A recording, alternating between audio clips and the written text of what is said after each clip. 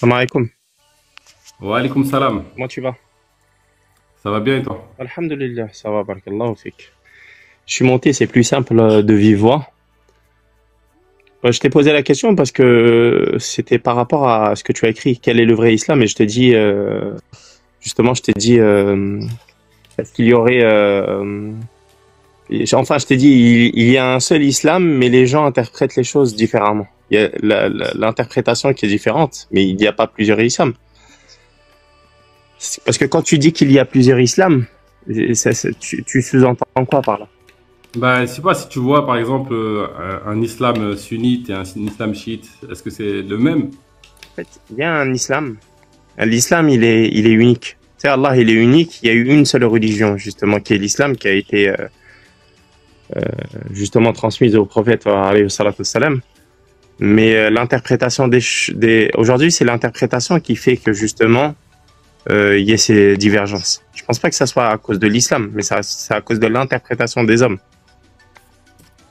Ok, donc l'islam véridique il existe et c'est l'interprétation des hommes qui est pas le vrai islam entre guillemets. Non, pas le vrai, mais je dirais les gens interprètent. Tu sais, demain je te dis Bakary, enfin Bakary, demain tu vas acheter une baguette. Moi je vais te dire Bakary est parti acheter une baguette. Il y en a d'autres, ils vont te dire ouais, mais Bakary il a été acheter la baguette, mais entre-temps il a fait autre chose. L'autre il va te dire non, mais il est parti directement à la récupérer. C'est un exemple bête, hein, tout bidon que je t'ai donné. C'est comme dans la langue française, tu sais très bien qu'aujourd'hui on peut donner des phrases et les gens vont interpréter les choses d'une manière. Après, quand tu dis vrai islam, toi tu parles justement du sunnisme, du chiisme, etc. C'est ça? Bah en fait la question c'est qu'est-ce que l'islam déjà? C'est quoi l'islam? Tu vois pour moi s'il y a un vrai islam, à mon sens il correspond dans un premier temps à ce qu'a prêché le prophète, vraiment. Ouais. Alors, est-ce qu'aujourd'hui, l'islam qu'on nous présente correspond à ce qu'a prêché le prophète? Ça dépend. J'ai envie de dire, ça dépend. Dans un deuxième temps, je pense qu'il correspond à ce que ça veut dire, la définition du terme.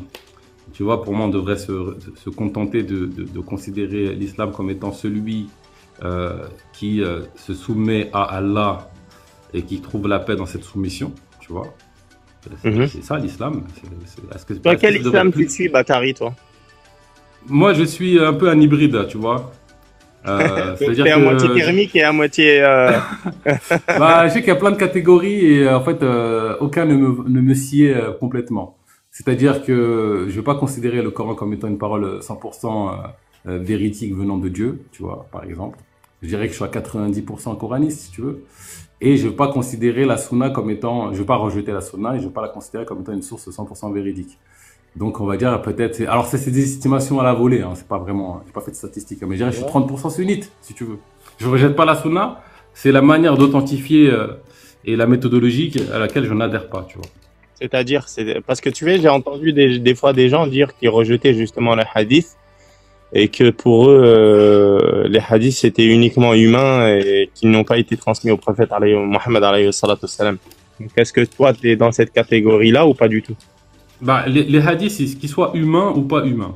Déjà, pour moi, tout ce qui était écrit, c'est des écrits d'humains. Qu'est-ce que tu veux faire? Ok. Maintenant, qu'est-ce qu'une parole, une vérité divine? À mon sens, une vérité dit toute parole qui ne contient aucune contradiction, genre sans contradiction, absolument aucune contradiction, et qui est conforme à la réalité, est une vérité divine. Et donc dans le Coran, j'en ai trouvé beaucoup, et dans les hadiths, il y en a. Même demain, si mon voisin il m'en donne une, je vais l'accepter. C'est un peu Est-ce comme que ça que je me positionne. Ok. Et est-ce que pour toi, les chaînes de transmission, c'est quelque chose pas que tu approuves, mais je cherche le mot approprié. Excuse-moi. Est-ce que je me trompe quand je te dis que les chaînes de transmission, c'est juste une liste de noms qu'on me donne aujourd'hui, en me disant, eux, c'était des gens intègres, parfaits, et donc fais leur Non, taf. pas ça. Les chaînes de transmission, pour toi, c'est quelque chose justement aujourd'hui qui sont valides et qu'on doit suivre ou pas du tout? Parce qu'il y a des gens qui te disent, Bah, ouais, c'est des mais éléments. C'est des éléments. Tu vois, si tu me donnes, je sais pas moi, 20 chaînes de transmission différentes qui relatent une même information, c'est un élément, ça appuie. Est-ce que malgré tout, cet élément peut me confirmer qu'une chose est vraie ou pas? Pas nécessairement. Ça peut me permettre de donner plus de crédit, plus de valeur. Mais c'est pas une certitude de vérité, tu vois. Donc les chaînes de transmission, notamment du Sahih al-Bukhari, Muslim, etc. Pour toi, tu en penses quoi de ça? Ben, ce que j'en pense, c'est que c'est des éléments Non. et que la chaîne de transmission n'est pas quelque chose de fiable à 100%. Et ce que j'en pense, c'est que c'est facile de construire une chaîne de transmission. Ok. Moi, j'aimerais te poser une question, si tu me permets. Je t'en Ça prie. m'est arrivé, bon, j'ai compris qui tu suivais plutôt, comment tu réfléchissais par rapport à ça. T'as compris Et, quoi du coup? bah, déjà que tu étais hybride. Ok. Attends, excuse-moi. Hop, on m'a appelé en même temps. Non, en fait, moi, ce que j'ai compris, c'est que tu te reconnais un peu dans un peu tout ça, en fait. Dans une partie une petite partie de coraniste, une petite partie de sunnite. Je sais pas pour le chiisme si tu te reconnais dedans, etc. En fait, c'est pas ça le plus important pour moi. Le plus important, en fait, à savoir aujourd'hui, ce que je voulais savoir. Oh là là, excuse-moi, on m'appelle en même temps, c'est pour ça. Non, pas de souci. Ouais. En fait, ce que je voulais savoir, les gens ils t'appellent, mais quand tu rejettes l'appel, ils insistent. Mais tu sais, tu leur dis, je vous rappelle, mais je crois qu'ils comprennent pas, tu vois. Ouais, je vois un peu l'idée. Subhanallah. Attends, excuse-moi. Non, souvent, le fait que je rentre pas dans les catégories préétablies des humains, ça veut pas dire que je me cherche. Hein. Et le fait que je viens sur TikTok poser des questions, ça veut pas dire que j'ai pas des idées des questions que je pose. Très souvent, quand je pose des questions, si je fais de la maïeutique socratique, c'est l'art de faire accoucher les esprits, parce que la question fait voyager l'esprit. C'est pas que je me cherche. Hein. Quand je pose des questions dans les débats, etc., la plupart du temps, j'ai déjà ma position clairement établie. Après, elle peut évoluer dans l'échange, parce que je peux découvrir de nouvelles choses, etc., etc. Mais ma position est très aboutie dans ma réflexion et mes recherches continuelles ne font que ancrer ce que j'ai découvert ou ce que j'ai compris de la vie, tu vois, j'affine ma lame et mon couteau. Moi, Vas-y, je te j'avais une laisse. question. Voilà, merci Bakary. En fait, moi, ce que je voulais savoir, tu as le Coran déjà. T'as dit quoi? Tu as lu le Coran. Ouais, je l'ai lu plusieurs fois. Ok. Moi, la question que je me pose souvent, c'est que les gens qui, aujourd'hui, on a la possibilité de lire justement le Coran, ce Coran, quand je pose la question, on l'a reçu de qui? Toi, Bakary, si je te pose aujourd'hui la question, tu as reçu ce Coran de qui? Ce livre que tu lis aujourd'hui, tu l'as reçu de qui? Alors, si je suis strict, c'est une imprimerie dans un premier temps. Et ensuite, c'est remonté. On va dire c'est la chaîne de transmission. Voilà, donc. C'est la réponse que t'attendais, j'imagine. Non, même pas. Je te jure, Bakary, je suis vraiment monté en toute bienveillance. Wallah, et mon frère, juste pour chercher à comprendre. T'as vu, regarde, je vais te dire, mon frère. Non, mais faut dire les choses, c'est pas grave, c'est ok. Non, je dis les choses comme elles sont, mon frère. Ben, il y a des lives sur lesquels je monte plus, notamment les coranistes, les chiites et tout ça, parce que pour moi, j'estime que je n'ai pas à échanger avec ces gens-là, d'accord? Et ça m'intéresse pas. Après, ils font ce qu'ils veulent, je les respecte, ils sont dans leur coin, ils me respectent, je m'en fous. Mais il y a des gens, voilà, comme toi, je pense que c'est pas la première fois que je vois ton live. Et je me suis dit à l'occasion, j'ai été monté une fois, mais j'ai eu une urgence, j'ai pas pu échanger avec toi et je t'avais dit que je reviendrais et j'ai pas eu le temps. Et aujourd'hui, là, je t'ai vu en live, je me suis dit, bismillah, je vais monter échanger un petit peu avec toi, tu vois. Voilà. Donc, moi, regarde, tu m'as répondu, tu m'as dit, ce Coran, je l'ai eu, voilà, de l'imprimerie. Après, c'est une chaîne de transmission. Mais ce que je veux savoir, cette chaîne de transmission, si on remonte jusqu'au début, elle remonte jusqu'à qui? Au prophète. Au prophète Mohammed. Othman ou au prophète? On va dire au prophète. Donc ça veut dire que Allah subhanahu wa ta'ala, justement, il a transmis, toutes ces transmissions ont été faites au prophète Mohammed alayhi salatu wassalam. Ouais. D'accord. Et ces transmissions, Mohammed alayhi salatu wassalam, pour que nous, on puisse aujourd'hui être les héritiers de cet islam, il l'a bien transmis à des gens. Ouais. Ils l'ont transmis à d'autres gens, etc., jusqu'à arriver à nous, quoi, tu vois. Ben, en tout cas, si on l'a aujourd'hui, c'est que ça a suivi une chaîne de transmission, c'est certain. On est d'accord que c'est valable pour toute information. Tu vois, si aujourd'hui j'ai la Bible entre les mains, c'est parce qu'il y a une chaîne de transmission qui a fait que ça arrivait jusque moi. On est d'accord ou pas aussi? Tu parles de quelle Bible? Alors, la Bible, il y a plusieurs Bibles. Celle dans laquelle il y a, tu vois, les évangiles, l'Ancien, le Nouveau Testament. Les évangiles. On parle de quoi? Bah, en tout cas, dans la Bible actuelle, t'as l'Ancien, le Nouveau Testament et les évangiles dedans. En tout cas, qui sont canonisés. si tu veux. Ok. Mais peu importe qu'elle soit canonisée ou pas. Si aujourd'hui, ce bouquin-là, que j'ai dans mes mains, on est d'accord que c'est une suite ininterrompue de chaînes de transmission qui a fait que je l'ai dans mes mains. C'est une chaîne de transmission que tu l'as dans tes mains, sauf que cette chaîne de transmission, quand tu regardes le Coran et tu remontes justement, tu vois que le Coran n'a jamais bougé. À moins que quelqu'un m'apporte une preuve concrète, il n'y a pas de souci. Alors que la Bible, en tout cas entre le nouveau, l'ancien, etc., il y a des changements de la main de l'homme. Et si je pose cette question à un chrétien, tu crois qu'il va me dire que sa Bible elle a bougé ou il va dire qu'elle n'a pas bougé? Alors un chrétien honnête, oui, il te répondra oui. Il te dira oui. Parce que j'ai déjà échangé, tu vois mon frère, j'ai déjà échangé avec des chrétiens. Ouais. D'accord.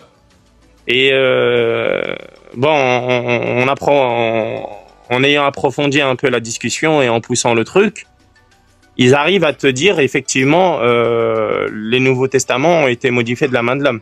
Mais je te le dis, ils sont très très très rares à le. Tu sais, est-ce que ce discours il existe chez les musulmans par rapport au Coran ou pas? Je l'ai jamais rencontré encore. Que le Coran a été modifié, j'ai jamais rencontré quelqu'un, en tout cas qui me l'a dit, mais qui m'a apporté la preuve. Ouais, bah après, je sais pas. Alors, en tout cas, ce discours, il existe. Il existe depuis l'époque du prophète, en fait, après le décès du prophète. Le Coran a été modifié? Ouais, déjà par les chiites duodécimains. Et puis aujourd'hui, tu as les musulmans alévis qui sont on va dire les descendants peut-être des chiites ou ceux qui ont repris la relève spirituelle des chiites, entre guillemets duodécimains, qui considèrent que le Coran a été falsifié, mais bon, c'est le mieux qu'on a. Mais ils apportent jamais la preuve, en fait, quand tu leur demandes. Ouais, bah après, en tout cas, moi, j'avoue, si je te partage mon point de vue, à moi, je considère la falsification de 3 ordres. Le premier ordre, c'est de détourner le sens d'un message. C'est une falsification. Deuxième ordre, c'est de rajouter de l'information. Troisième ordre, c'est de retirer de l'information. Déjà, le premier ordre, je sais qu'il existe déjà. Ah merde, attends.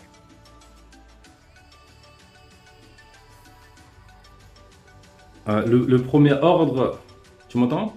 Je t'entends, oui. Ouais, détourner le sens du message, je sais qu'il existe, et là je constate par moi-même. Du coup, pour moi, c'est déjà une première preuve de falsification. Après, peut-être que c'est juste ça, le problème du Coran. Parce que si je regarde aujourd'hui les traductions actuelles, moi je suis pas arabophone, donc je peux pas prétendre à traduire des choses. Il y a des choses, soit Dieu se contredit, soit ça va pas, il y a des problèmes, tu vois. Bon. Tu vois ce que je veux dire ou pas? Ouais, j'entends ce que tu me dis. Après, en fait, moi, là, tu m'as parlé des coranistes.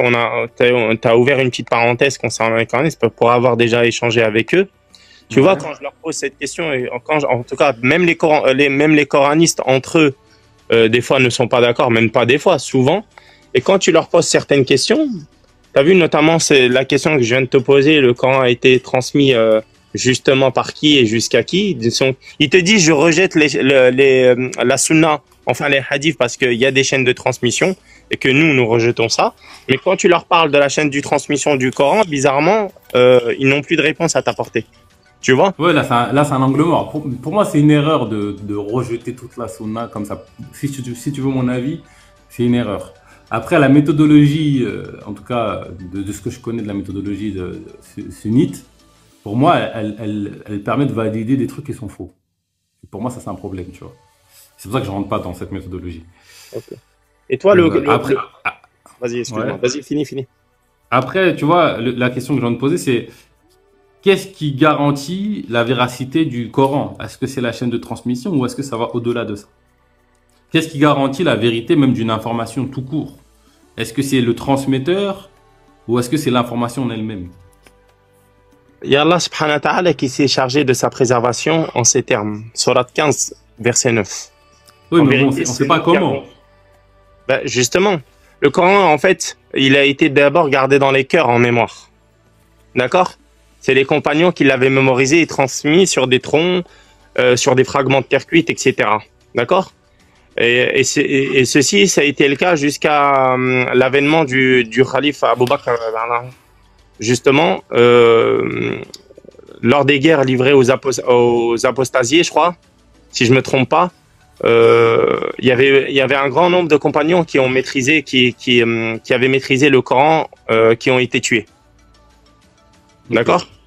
Donc c'est ce qui a inspiré Abou Bakr à l'époque, la perte de la perte du Coran avec les disparitions des compagnons, qui le savaient déjà dans leur cœur. D'accord? C'est à ce moment-là, je crois qu'il avait consulté les plus grands compagnons à propos de la compilation du Coran dans un seul recueil. Alors moi j'ai une question par rapport à ça.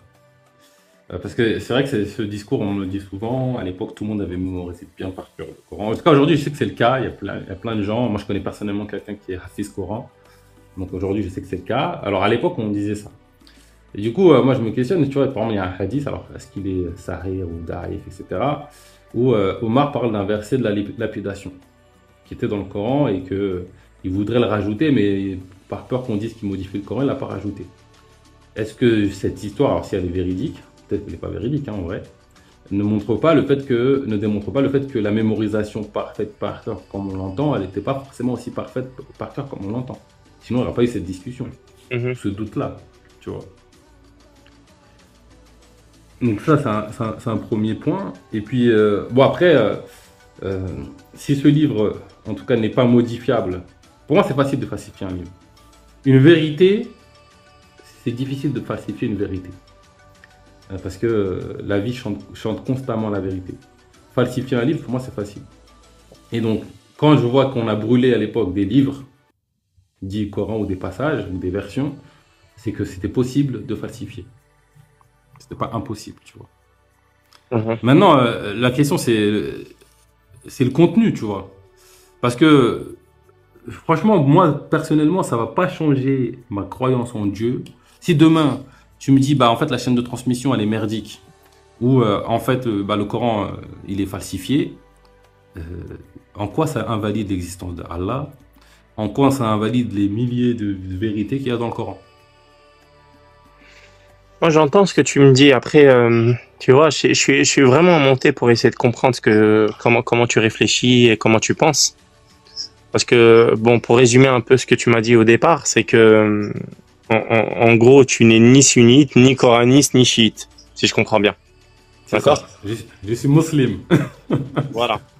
Après, une simple question, hein, c'est vraiment pas méchant, hein, t'as vu? Tu étudies tout seul ou auprès de savants, toi, aujourd'hui? Ils peuvent Après, ça dépend ce qu'on appelle un savant. Je pense que les personnes qui m'inspirent dans ma spiritualité, moi je les considère comme des savants. Est-ce qu'ils sont considérés comme des savants par l'ensemble des musulmans? Je pense pas. Après, quand ils t'inspirent quoi, tu as dit? Les personnes qui t'inspirent? Les personnes qui m'inspirent, ouais. Moi, je vais les considérer comme des savants, tu vois. Donc demain, si je t'inspire, tu pourrais me considérer comme un savant si je t'inspire. Alors, quand je dis m'inspire, alors il y a des esprits qui sont très très brillants. Après, c'est par rapport à ce que tu peux dire, exprimer, ta pensée. Si jamais je t'écoute, tu parles ou tu partages des choses ou même ton comportement peut me faire dire à moi que toi t'es un savant, tu vois. Mais après, il faut que je te côtoie plus pour pouvoir en arriver là, tu vois. Faut qu'on échange plus. Ouais, je comprends. Le temps, quoi. Il faut le temps. Ouais, bah voilà, il y a des gens, tu vois, par exemple, je vais parler de quelques-uns, René Guénon. Moi, je l'ai pas vu personnellement, mais j'ai lu certains de ses livres. Sa pensée, c'est un mec brillant. Pour moi, c'est un savant, tu vois. Il a une pensée d'une profondeur absolue. Rumi, Ramana Maharshi. Pour moi, ils connaissaient Dieu, ces personnes-là, tu vois.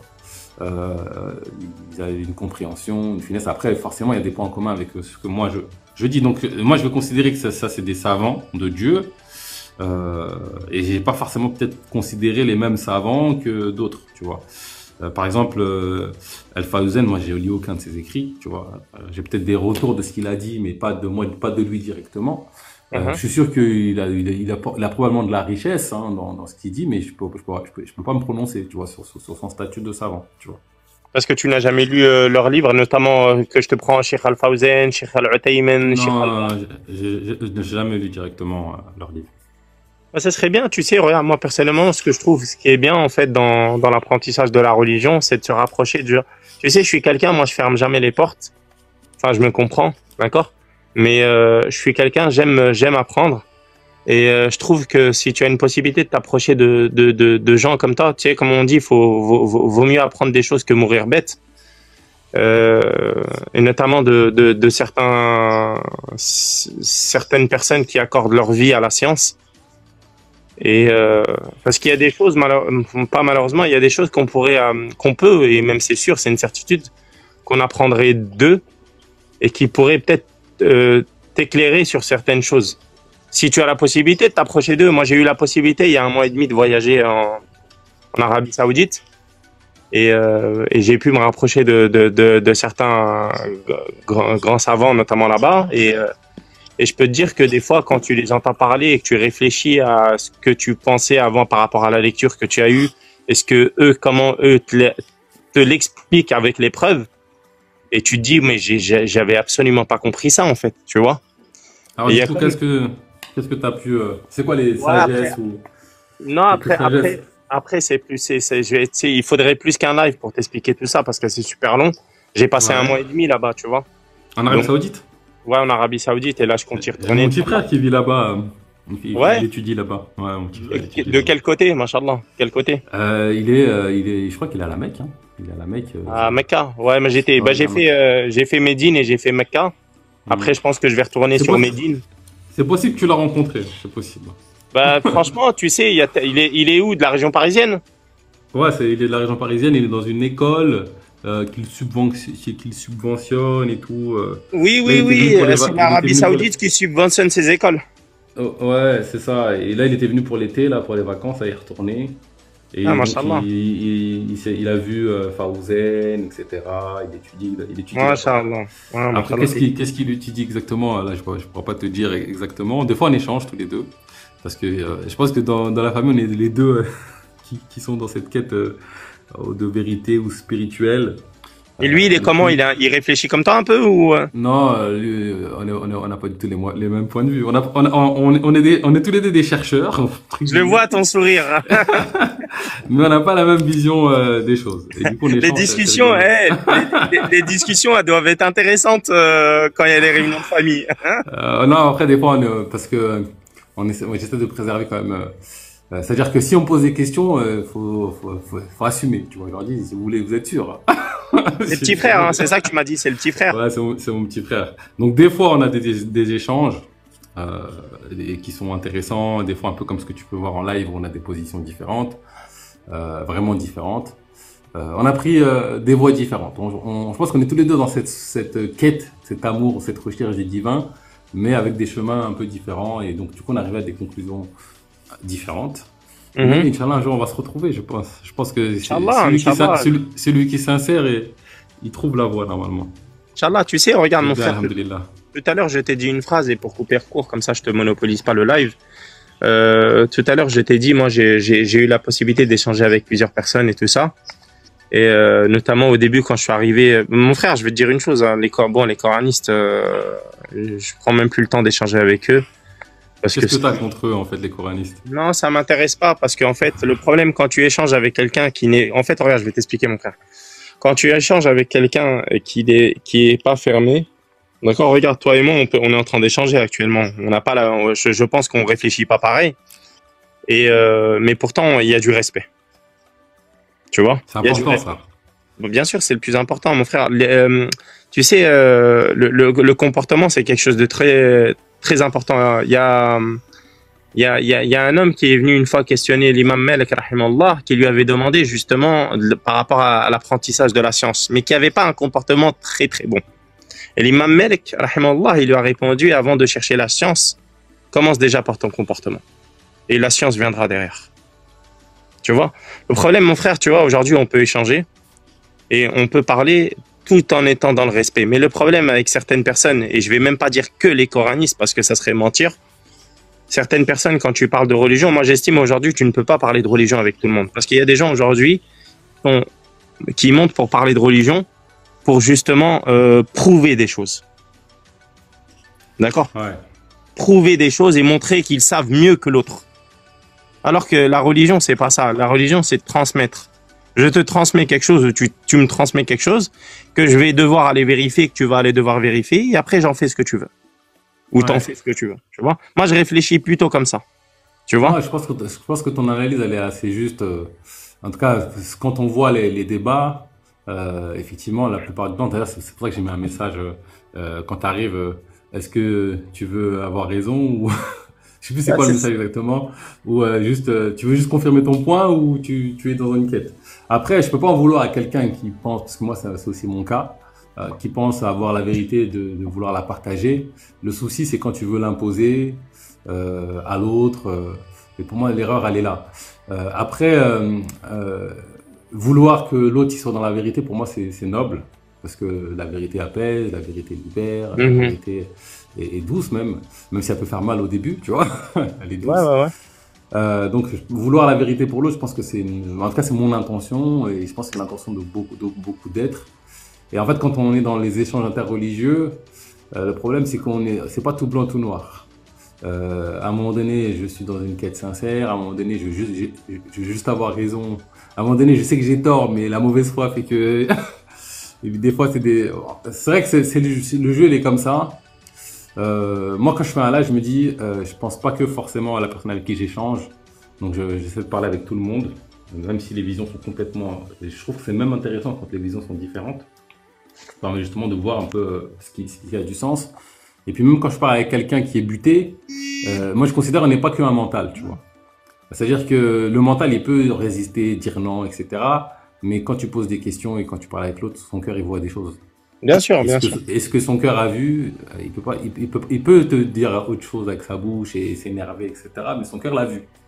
Bien sûr. Ça compte. Pour moi, ça compte beaucoup, tu vois. Ben, c'est important Maintenant, après. ouais, ouais. Alors, bonsoir. Salut. Bonsoir, Bonsoir. Oui, bienvenue. salam. Salam alaikum, Salam. merci. Je crois que. Wa Est-ce que alaykoum je peux salam. prendre la parole? Je peux prendre la parole? Je sais pas si Franklin, il avait Ouais, fini ou pas. c'est bon, mon frère, c'est bon. Vas-y, ça marche. C'est Tu OK? prends la parole. OK, un grand merci à vous en tout cas. Alors, Monsieur Bakary, au plaisir. Madame Halima en ligne avec vous. Alors, j'ai entendu votre débat. C'est pas la première fois, je pense que c'est ma deuxième. J'ai déjà vu un peu votre façon de penser, vos convictions avec Monsieur Fakhreddine El-Maturidi. Je pense que vous le connaissez, bien sûr. Oui, Fakhreddine, j'aime bien, j'aime beaucoup. Ah oui, oui, oui, Il est j'apprécie brillant. énormément.